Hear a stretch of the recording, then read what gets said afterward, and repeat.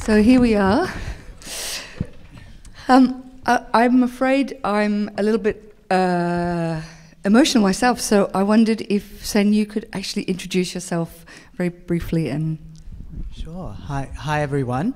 My name is Sen Raj. I'm on the board of Amnesty International here in the UK, and in my day job, I'm an academic human rights lawyer, and I specialize in kind of LGBTI rights and issues affecting people who seek asylum on the basis of their sexual orientation and gender identity. so, that's fantastic to know that Amnesty is on board, and obviously really wonderful to have Sen here with us. And of course, Sheila, do I need to introduce our guest of honor again? I wonder if we could have a bit of a chat actually about. I've seen the film 3 times. I'm still really emotional. The end of the film. Could you tell us a little bit about what Wanuri's plan was, and was it very deliberate to have the film ending on the note that it ended? Because I think probably some people think, is that realistic? Would they be okay? Could you maybe talk about that a little bit? I think about the ending. I wish Wanuri would be here to speak about it, but she was very deliberate with a lot of things in the film. So the violence that you've seen in the film, the reaction of the families that you see in the film, and I think the ending, what I understand is that she had it that way so that everyone can have their own interpretation of what it is that happened to the girl. So there are some people who felt that after all these years they were able to be old enough to come together and love each other. Some people think that it was a fantasy that Kenna had. So I think what Wanuri wanted was that the ending was up to everyone to decide what it was for them personally. Interesting. And would you mind telling us a little bit, was this a hard journey for the film to be made? Yes. I think the hardest thing that Wanuri went through was getting funding for the film. And so if you saw the credits and even the beginning, there was so many people involved in putting the film together. And even still, we didn't have enough money to actually do the film entirely. But one of the challenges was finances, and then second was getting approval from the Kenya Film Classification Board and Kenya Film Commission to actually film the movie in Kenya. So what had to happen was the script was sent, and then they approved the script, and then we were able to shoot it. But also the third challenge was then finding crew and cast who are open to do such a film, especially because Kenya is such a conservative country, and also to have inclusion as well in the crew and the cast for people to be there. But then also now bringing the film to the rest of the world. I mean, it's really interesting to me when you have governments that want to try and shut things down, and by shutting them down, they open it up to the rest of the world. So I don't know if all of you know, but we have here someone who's walked the red carpet at Cannes.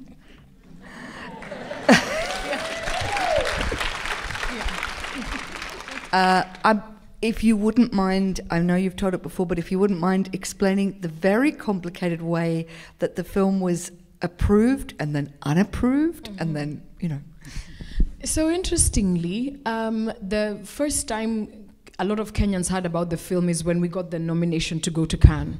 And so everyone was talking about this lesbian film from Kenya that's going to Cannes. The first person who spoke about the film spoke very highly about the film, and his name is Ezekiel Mutua, who's the chairperson of the Kenya Film Classification Board. And he praised the film, and he said that whatever is reflected in the film is a true reflection of the Kenyan society. And he went on to call the filmmaker Wanuri a national treasure for telling this story. And then 2 days later, he goes on national television and says how the film is pornographic, how the film is basically is going to encourage people in the Kenyan society to become lesbians. And he just said the nastiest and the dirtiest things that he could say about the film. And then thus, other than now everybody knowing who we were then again not safe in our country, because politics and religion are very big in Kenya, and it just put us in a really bad place. So we got banned. But then we went to Cannes. And Cannes was so magical in so many ways. I remember when we premiered the film, all the jury for the festival, Kate Blanchett and Ava DuVernay and Ryan Coogler, and all the jury and the judges in Cannes all skipped what they were doing and came to watch the film with us that night, which was really special. And I remember towards the end of the film, Kate Blanchett had been crying so much and she didn't want anyone to take a photo. So as soon as the film was done, she sort of snuck out. But then to be able to go to Cannes and to walk the red carpet and everyone talking about this brave film that's come from Kenya, and then once Cannes is over, you have to go back home and you're not sure what's going to happen. So even when we were leaving Cannes, I remember we all got on different flights. Wanuri, the director, Samantha, the main character, and myself, we went on different flights because there was very high chance that we'd be arrested once we got to the airport. And we were fortunate enough that it didn't happen, but it was a really difficult time. So I think that's really great for you to highlight that here we have, the world of glamour, we have Cannes, but then we have the real world, which is, so you must have had to make difficult decisions yourself and for you and your family to say, will I do this project? What does it mean? So I'm not an actor. Samantha herself as well, the main character, she's not an actor. So this was the first audition that I'd ever gone for. And so, yeah, so thank you.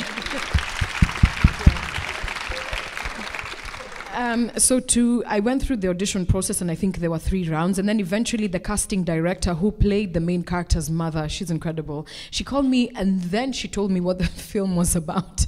And so you have the good news and then you have the not so good news. And so I sat there and I was thinking to myself, not because of my own personal feelings or my own thoughts, but I thought, well, this is the year that I'm sort of getting into acting. If I do this role, I'll be stereotyped as this thing. If I do this role, I'm open to be, ambushed like you've seen in the movie. And it's also, will I be able to work after this film, and will I be able to live comfortably after this film? So I remember I actually really thought hard about it, and I thought about my family, I thought about my grandmother. She's wonderful, she absolutely loves the film, but I just wondered what that then, other than for me, how would it affect, my best friend and my family and people who are around me. So that came as a challenge, but then the script was sent to me and I read it, and it was the most beautiful thing, and I thought, well, the time is now, I have to do the film. And yeah, I just took the step, and here we go. Wow. Thank you. Yeah. And we're so lucky. Sen, I wonder if we could bring you in.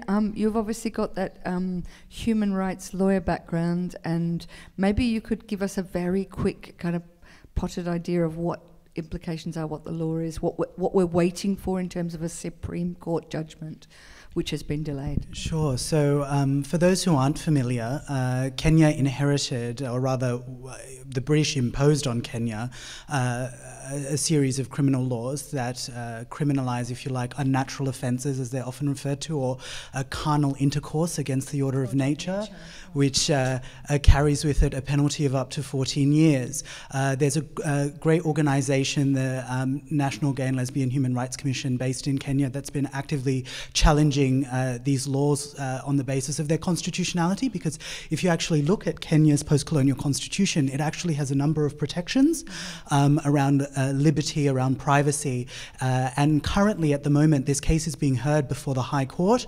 A decision was expected in February. It's been delayed. However, people are optimistic and hopeful, especially considering that India, the Supreme Court there, recently decriminalised homosexuality. But just some really good news over the last few days. The National Gay and Lesbian Human Rights Commission had their registration refused by the NGO board to act as a civil society organisation, and they were successful in challenging that before the High Court. And the High Court noted that gay and lesbian people, LGBT people more broadly, are entitled to have organizations because they themselves aren't criminalized. Even if you do criminalize the sexual acts now, obviously that's also a huge problem. But it was really a powerful moment because, you know, the organization was able to then re-register. But it's just on the news lately that the NGO board will appeal this decision to a higher court. So I guess we'll have to wait and see. But, you know, there are some really promising signs at the moment for some at least legislative change. But as we've seen in the film, you know, laws and policies are only one side of this story. When we talk about human rights and we talk about people's lives, we have to talk about the social, political, religious, and cultural context as well, because as we know, you can have the best laws or, you know, the best statutes or best judgments, and yet the reality for a lot of people can be very violent and very difficult. And I think I want to move on to some of the other parts of the film. It's really good to have that context, but I think that's the thing, isn't it? And that's why it was so wonderful to have Maggie speak, to talk about, you know, what is it really like to live day to day? What is the human cost of not giving people equal rights, whatever the reason? And I think there's something that's really important that's come out of this festival. This festival's theme is the other. This festival's theme is, you know, people who are different. What we do, people like Katie Hopkins, you know, what we do when we other people is we allow ourselves to treat people as less than a human being. And that's why it's been so important to do a film festival that has a theme that can broadly show that there are so many ways, and we're living in very dangerous times. Of course, you know, not just Kenya, lots of places. I feel like it's a very dangerous time in Britain, that we are othering people all the time. And one of the reasons I was so excited about this film and so excited about the vision of the director, Wanuri, is because she is so articulate and clear that we other Africa so much. And maybe you could talk a little bit about what you feel like as, because you might not know, producer, director, writer, and what an extraordinary performance. Your first time as an actress? Yeah. I mean, oh, okay, respect. Thank you. Maybe you could talk a little bit about that thing, about what Wanuri is trying to do. Yeah. So Wanuri has this movement and powerful movement called Afro Bubblegum, and Afro Bubblegum challenges the world to see Africa different and African stories different. So Africa is not only, it's not HIV, Africa is not poverty, Africa is not basically pain and grief. Africa is fun, it's fierce, it's frivolous, it is full of life and full of love, and we are taking charge of our own narratives to be able to show the world what Africa is, and that is what Afro Bubblegum is. So film and art and music and all of those things encompass Afro Bubblegum. So there's an Afro Bubblegum test, and it's, yeah, there's 3 things that when you're watching an African film, if it, you know, if it crosses all the boxes, then it's an Afro Bubblegum film. And so one of the things is you know, the characters, are they in poverty? Are they seeking for help? If that is there, then you don't have an Afro Bubblegum film. Is one of the characters or the entire cast sick or in need of aid, then it's not an Afro Bubblegum film. And I forget what the other one is, but I think you sort of, yeah, understand. So if you have time, please go online, look at what she speaks about Afro Bubblegum. She's been to Davos and she's had a conversation about that, and she's done TED Talks about it. And it would be interesting now for us as Africans to own our narrative and to show it how we know best. Yeah. Yes. I think this is one of the things that's most exciting. This is just the beginning. We hope to have a very fruitful relationship.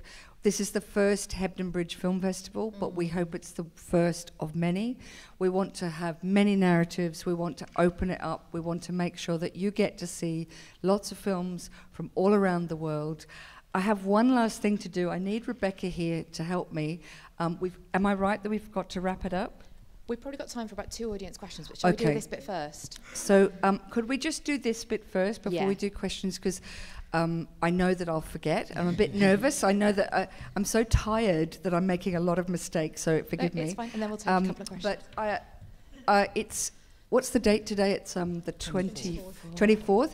On the 27th, it's Sheila's birthday.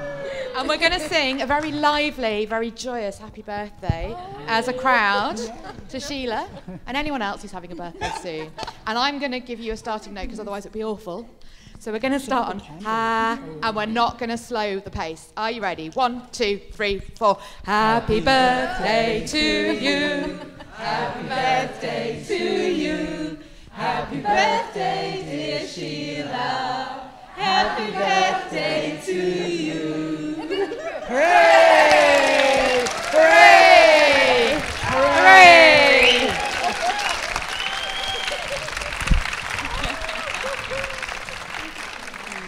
So, are we good for a couple of audience questions? Yeah. Okay. Could we have a couple of questions from the audience? And questions, not comments, please. Yeah, we've literally got 5 minutes for this bit, so... oh, God, I've put you all off. I'm sorry. Yay! Sheila, can you talk about your next couple of projects, what you're going to be doing next? Yeah, sure. So my background is behind the scenes, so writing, directing, and producing. I'm currently in development of a film, a script that I want to shoot, and it's basically about this really young girl in East Africa who is pregnant, and then she gives birth to the first albino child that people have seen in 10 years. And because Africa and African countries are very superstitious, all the politicians and all the witch doctors want a piece of this child. So she has to seek safe passage from her country to another through the hands of a poacher. So that's something I'm really excited to write and film. But other than that, I have a couple of acting work that's come my way, which I really want to make time to do. And yeah, to just continue making Afro bubblegum art and Afro bubblegum films for the rest of my life. Really. Yeah. Thank you. Okay, have we got another question anywhere? I can see one. Thank you.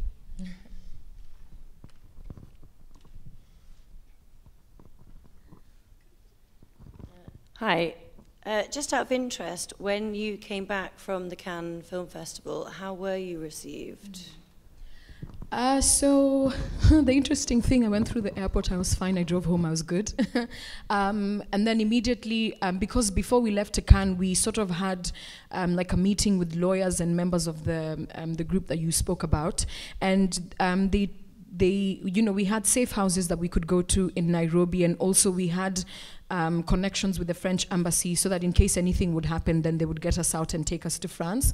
We have been really, really fortunate, and I think it goes to show where the Kenyan spirit is, where people have been so open to myself, to Wanuri, and to Samantha. And the film wasn't banned in our country for 7 days, just 7 days, so that we could be eligible to go for the Oscars, the Academy Awards. And for all the 7 days, we sold out every single screening in every single cinema that played the film in Kenya. Yeah. Yeah, so, and not only did we sell out, but the people who were left outside didn't move. You know, there was a mob, and so they had to open another cinema and screen the film for them as well. So I think we've been very fortunate that even our president actually did an interview with Christiane Amanpour on CNN, and she spoke about the film Rafiki, and she spoke about, you know, lesbian and gay and transgender rights, and he publicly said that that is of no issue in our country, and it's not something that he wants to deal with. It's not part of his agenda for the country. So to have the president speak like that, and then the head of the Kenya Film Classification speak like that, but then to see the Kenyan people just be like, well, you know, whatever, we don't care. We're going to support the film. We're going to support the actors. And I'm still getting work in Kenya. So I think the Kenyan people have truly shown us that love is love in whatever color it comes. And that's been a huge blessing, a huge, huge blessing. So, yeah. I think we wrap it up. Thank you so much. Louise, Sheila and Sen, thank you so much.